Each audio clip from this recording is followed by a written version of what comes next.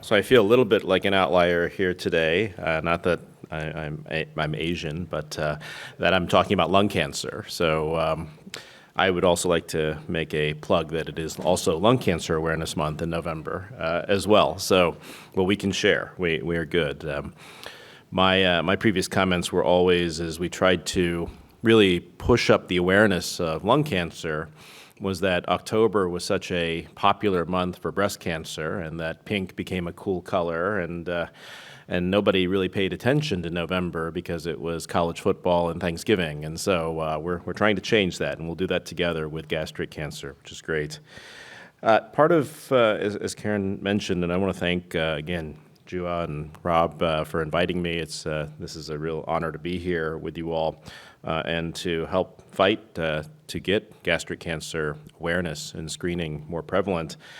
So when I was at MD Anderson, my mentor was Juan Ki Hong. He obviously was a big proponent of chemo prevention. He's the one who hired me and trained me. And so my early years were focused on chemo prevention and trying to see if we could deter, cancer from occurring. So I learned about biomarkers and risk and all of that. This was a study that we published in 2011, but we started it in 2007. And it had to do with lung cancer patients. And knowing that when you used chemotherapy and when chemotherapy failed, because it always did, we wanted to rebiopsy patients so that we could learn what changed in their individual tumor from markers from baseline to post-exposure. Now, it seems logical, but remember, this is 2006 when we're writing this, and I was writing this protocol, and our institutional review board said it was unethical to repeat biopsies in patients with stage 4 lung cancer. And the reason was because they're already diagnosed. Why do you need to expose the risk of another biopsy? Now remember, there were no molecular markers FDA approved at this time. This was all speculation. We didn't really get markers until 2011 or so. Luckily, we still were able to open the study. We enrolled 254 patients in less than 3 years, and there was a very high appetite for this continual monitoring of repeat biopsies, which now are made easier with liquid biopsies, but just one of the battles that occur, and battle actually stood for biomarker integrated approaches of targeted therapy for lung cancer elimination. So we had a big Department of Defense grant for that. And it really changed the way we approached personalized medicine. And that all stemmed from our years of precision prevention, trying to figure out what could work. The second thing I'm bringing up before I get into the lung cancer is it's very important. We have a lot of ambitious and well-accomplished folks in this room. And we think about how to gain access to folks, putting trials into underserved areas and rural areas. And I feel like we haven't been looking at root cause on this. And part of the movement we started, and this started in 2013 for me, was to look very closely at eligibility criteria of how you are writing the studies. Because these eligibility criteria, and in any given cancer protocol, there's 37 eligibility criteria. That's the median. And they are inherently discriminatory by how they're written. And so we started with a small project here. It was a small little ASCO working group, as you can see. We published our results in 2015. This publication did not change the world. But what happened was Friends of Cancer Research saw our publication, and they reached out to ASCO. And so from going from a 5 or 10 person group here, we went to about 120 folks who then we met. And we were able to leverage our information to go through CTEP, through NCI, and up through the FDA. And changes were made to the eligibility criteria in the CTEP protocol template that included minimum age requirements, brain metastases, as well as comorbidities. It's something where we have to be more open. I mean, one of the criteria, you all have recognized it, in the exclusion was history of HIV. Well, even the study wasn't even testing for HIV, yet they included it as an exclusion. So that meant Magic Johnson, if he ever got cancer, and if he keeps living as long as he is, he'll get cancer, could not enroll into a study.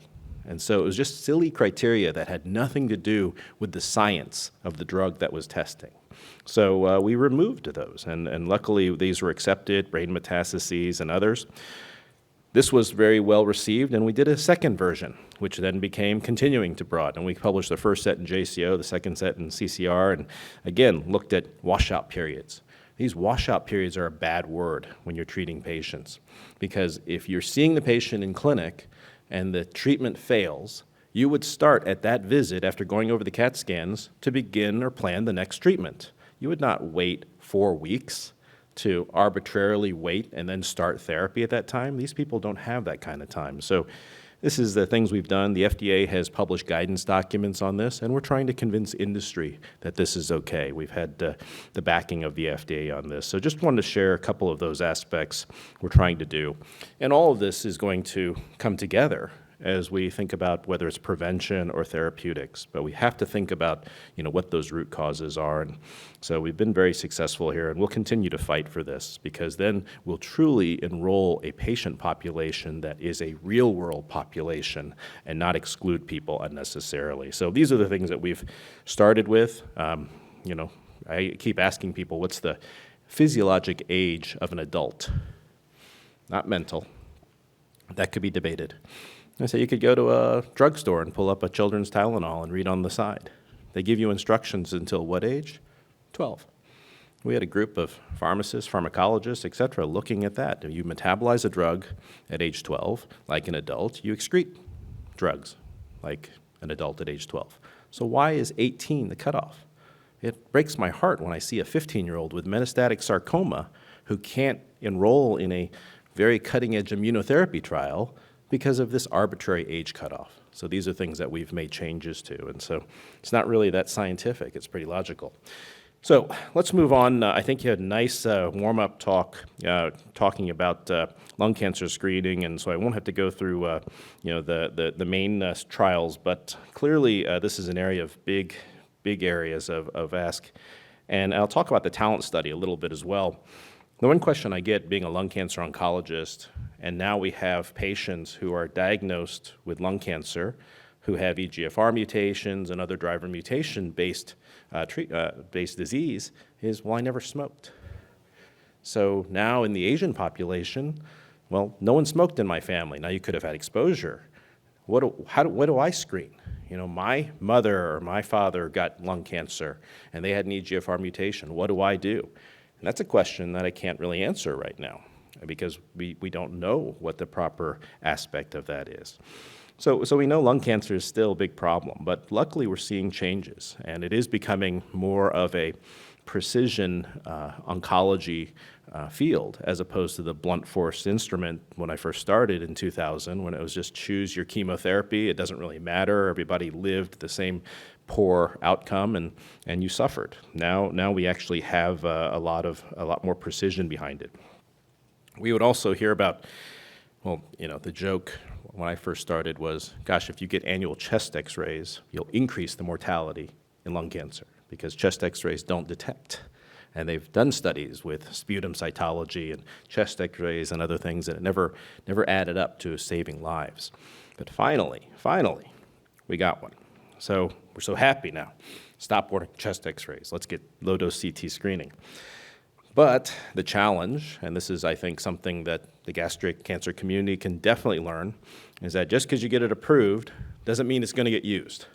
And that's our biggest struggle right now, and it shouldn't come from a lung cancer oncologist about CT screening. We need our primary care docs and our internal medicine docs to be talking about it, not me, because you don't want to see me if you have anything like that. So NLST was talked about, finally, a study that showed it, and it was all-cause mortality reduction, as we talked about, a decrease. So pretty straightforward stuff there. Nelson, I won't go into too much detail, a little less as far as percentages. I do always say that, and I'm glad you explained PAC here, because as we were doing a lot of prevention studies, we would literally use 2 to 3 pages of information that we would gather about cigarettes, tobacco, other aspects. Some people even said, well, marijuana isn't tobacco. and I smoke that, well, that counts too. So we would have to record all of these things as well. I had a patient who told me that. He goes, I don't smoke, but I do marijuana. So, again, that's a little more relevant in California than it was in Texas, where I was at the time, talking to him. But you will diagnose people earlier. And if we diagnose people earlier stages, then they will do better. And that's something that Nelson showed us as well. So little bit of confusion here as well when you start seeing, the Preventive Task Service's recommendations, and you see what CMS does, and then what NCCN does. And so finally, at least the age is sort of congruent. The pack years are pretty congruent. The 15-year quit rule is on some. Some people say, well, if it's a half a pack a day for 40 years, the same thing. Technically, yes. We don't know if that has the same harm as a 2-pack a day for 10 years. Those are different ways to do the math. But clearly, we at least have some congruency around it. As we implemented, so my next step after MD Anderson for 12 years was I wanted to learn in a frontline non-for-profit community healthcare system. So I moved to Charlotte, North Carolina, spent 9 years there creating a new cancer center called the Levine Cancer Institute, now part of Atrium Health. And we wanted to get a lung cancer screening program set up using the local private radiologists. Again, we didn't have a big academic university near us. Duke, UNC were further away. Wake was further away. It took a little time and education to get the consistency of those local radiologists to understand what a lung rad structured reporting was, because it had big implications on how the follow-up was. It was even important to understand that they can't just read it and then drop an electronic note into the primary care provider's inbox, which they're probably not seeing the patient for another 6 months or a year later. There needed to be a flag if a certain score came up. So these were all processes we had to work out, and this was a very mature health system with a very mature group doing that. City of Hope has been very active on it. You don't really think about that as cancer centers, but I feel like that is a really big, important part of being at a cancer center. And now, having been at 2 of them, we're really pushing this in our Orange County campus because there's a big population there. The adherence at City of Hope, and Dan Raz is our leader at City of Hope for lung cancer, is a 90% adherence. And they have a very nice program that they've set up, and we are going to open that as well. Now, we always talk about the risk, the biopsy aspect, and there were some risks and harm that was occurring with the studies, the NLST. And you can do surgery, CT-guided biopsies. I showed you the battle, and that was all CT-guided biopsies. And we had an 11% pneumothorax rate, so that was very low. You would expect it to be higher. So who does it also matters. And sometimes in these smaller towns, you don't have people as experienced to do this. Navigational bronch is another area that's been used quite a bit now to try and affect this. So what are the barriers? Because it's approved now. We thought, good. Well, again, is it the patient? They don't want to go in. Is it the providers that can't think of it? And we know that we get all these alerts on your EHR, and those alerts are fatiguing, and you just ignore them after a while. Is your system even set up? Is your health system set up to do screening and have a prevention clinic? So Dan and his group, they published this a few years ago. They surveyed 250 primary care physicians in LA County and asked them how many are ordering, how many are referring. And you can see these percentages. They're very low. Only, 50% of the time are they ordering, and in the last 12 months. And, again, the number of patients for lung cancer screening referred or to a screening program are very low. And one of the things that was cited was, is insurance cover it? And so there's, a little bit of an issue out there of why that is based on recommendations. Now it's improving with the better coverage and the recent acts that have been done. And then also, what is recommended by these family practice docs or internal medicine, and they're not very high. So the knowledge of knowing who should be screened and how that risk occurs is on the low side. So we know Another data set that he did was 185 current smokers in group smoking cessation at Kaiser, and these were the barriers that they talked about. And there's still a stigma among people who do smoke, and that's unfortunate because when tobacco was something that was standard issue in the military, and certainly there were, I still remember when you could smoke on planes when I was young. That's something that we should not be ashamed of, and so we need to try and help folks. So we try to improve this one step at a time. And so education is where we're trying to do EMR notifications. Maybe there'll be something with liquid biopsies down the road to help with detection. We're still a little ways from that. But these are all the things that we have to look at to try and solve these things. And then, again, the question about who is not eligible based on the criteria. And a lot of, our heritage that we've talked about today, these rules are disproportionately affecting some other populations, including Asians, who are not smoking. So the TALENT study, which was published in 2021, looked at non-smoking folks, age 55 to 75, and looked at chest x-rays, and then had, if you were a positive chest x-ray, you got a CT versus low-dose CT and follow-up. These were never smoking or less than 10 pack per year and pack years and quit greater than 15 years ago. But you had to have one of the other following risks, and this was family history of lung cancer, environmental tobacco smoking history, chronic lung disease, and then sort of exposure to cooking. I always told that people, if you didn't smoke but you worked as a barbecue pitmaster in Texas, you're still going to have a lot of exposure. And that was Dana Reeve, for instance, who was a singer. She sang in lounges that were filled with smoke, and she never smoked herself. And so this was enrolled. Many East Asians enrolled, over 12,000, 50% with a family history. And what they showed was, again, that there was a difference in this population of lung cancer detection rate as opposed to NLST and Nelson.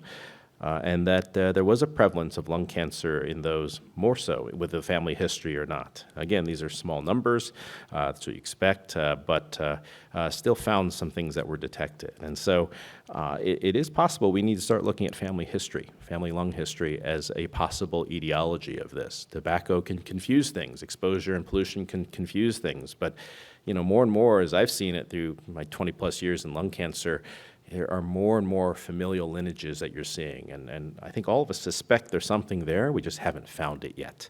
And I know that's not enough data to say everybody who is a never smoker, has a family history, should go out and do that. We can't be premature about it, but there's something there. So these are just questions to raise as we move forward. Certainly, we know that tobacco is a huge risk, but there are other etiologic factors and genetic factors that are contributing to lung cancer, and we're seeing this in the late stage where we're seeing driver mutation and never smokers. And this reminds me of even the other area that I've covered is oropharyngeal cancers and head and neck cancers, right? We never thought that a virus like HPV could be the cause of such a big proportion of patients, and these were the never smokers as well. So there's something out there, I think, that's happening, and we need to continue to focus on that. Just a quick 30-second update on what's happening at City of Hope. We've got our Duarte campus, a lot of things changing on there. We just opened up Irvine about 8 weeks ago, so it's our second campus of City of Hope. We're there to, we have a huge different various population and cultures in the area, very in tune with the Asian Pacific Islander population down there. We have them as an advisory committee. We've got over 30 sites in our region in the Southern California, in places like Garden Grove, Huntington Beach, Corona. And then we just acquired Cancer Treatment Centers of America. So our plan is that we are a national cancer organization, that we plan to conduct research across the country. We are now in Chicago, Atlanta, and Phoenix with these acquisitions. And so that is how we want to try and continue to push forward efforts all the way from prevention through treatment. And probably one of the reasons why I'm here is I'm really pushing prevention in Orange County. We are trying to launch Dr. Wu has been very persistent in telling me how important gastric cancer is, so we're going to launch her program in Orange County and have that funded. We're going to also have a pancreatic cancer screening program as well, both research, obviously, and in our cancer center that we've built that you see here, we have mammography, colonoscopy, and all of the prevention aspects with genetic counselors. So I think it's an equal important part of how we approach cancer. So again, thank you very much for your attention today.